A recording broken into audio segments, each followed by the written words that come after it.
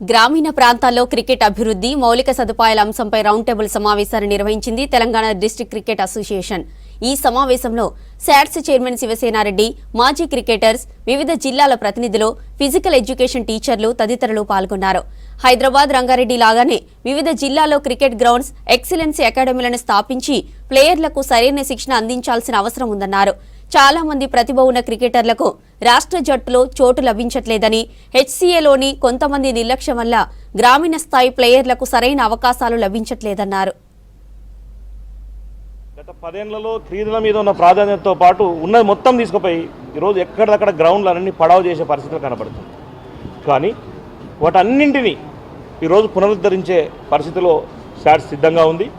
రాబోయే రోజుల్లో CM cup ద్వారా విద్యార్థుల పక్షాన గ్రామ స్థాయి నుంచి కూడా ప్రతి ఒక్క విద్యార్థులు స్పోర్ట్స్మెన్స్ అందరినీ తయారు చేసే ప్రక్రియలు ఈరోజు సీఎం కప్ ఏర్పాటు చేస్తున్నాం. అందులో కూడా మొట్టమొదటిసారిగా గ్రామ స్థాయి నుంచి కూడా క్రికెట్ని ఏర్పాటు చేయడం జరిగింది. ప్రతి గ్రామంలో కూడా క్రికెట్ ఆడి గ్రామ స్థాయి నుంచి మండల స్థాయి, మండల స్థాయి నుంచి జిల్లా, జిల్లా నుంచి రాష్ట్ర స్థాయి వరకు ఏర్పాటు చేయడం జరిగింది. మనం గుజరాత్లో 3 అసోసియేషన్స్ ఉన్నాయి, ఇంకా మహారాష్ట్రలో ఒక 3, విదర్భ కానివ్వండి, ముంబై కానీ, మహారాష్ట్ర కానీ, ఒక మహారాష్ట్రలో 3 ఉన్నాయి. వీళ్ళ ఆలోచన ప్రకారం ఏంటంటే కొత్త వాళ్ళు ఎంకరేజ్ చేయడానికి ఇది కూడా ఒక రూట్ మ్యాప్ లాగా కనపడుతుంది. కాబట్టి ఖచ్చితంగా దీని మీద ఏ విధమైన చర్చలు జరపాలని జరుపుదాం. ఇంకా ఒక్క నిమిషంలో కాదు కదా, తర్వాత ఖచ్చితంగా మద్దతు తెలిపే ఆలోచనలో ఉంటాం. ముఖ్యమంత్రి గారి దృష్టికి దీన్ని తీసుకుపోతాం. ఏ విధమైన నిర్ణయం తీసుకోవాలో తదుపరి ముఖ్యమంత్రి గారు నిర్ణయం తీసుకున్న తర్వాత ఎక్కడైనా కూడా ముఖ్యమంత్రి గారి ఆలోచన ఒకటే, తెలంగాణ రాష్ట్రంలో అది అథ్లెటిక్ కానివ్వండి, ఫుట్బాల్ కానివ్వండి, క్రికెట్ కానివ్వండి, దేశంలో తెలంగాణ నెంబర్ 1 పరిస్థితిలో ఉండాలి.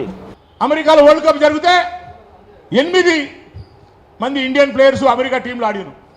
ఇతర దేశాల్లోకి మన పిల్లలు కోచింగ్ ఇస్తున్నారు, మన క్యాప్టెన్గా ఉంటున్నారు ఇండియన్ ప్లేయర్స్. కేవలం తెలంగాణ పిల్లలకే ఈ అవకాశం వస్తలేదు. 37 స్టేట్లకు బీసీసీఐ మెంబర్షిప్ ఇచ్చింది. అన్ని స్టేట్లలో ఒక్కొక్క స్టేట్లో 3 అసోసియేషన్స్ ఉన్నాయి. నార్త్ ఈస్టర్న్ స్టేట్స్కి ఇచ్చిన అసోసియేషన్ ఎక్కడ పోయినా వాళ్ళకే ఛాన్సులు. మన పిల్లలే ఏడేసినా గొంగడు ఆనే. ఎందుకంటే అమాయకులం, గొర్రెలం, మనకు ఎవరు చెప్పటం లేదు, దిశ లేదు. అతి త్వరలో కార్యాచరణ ఇంకా రూపొందించుకొని చాలా సీరియస్గా ఈ విషయంలో తాడోపేడ తెలచాల్సిన అవసరం ఉందని చెప్పని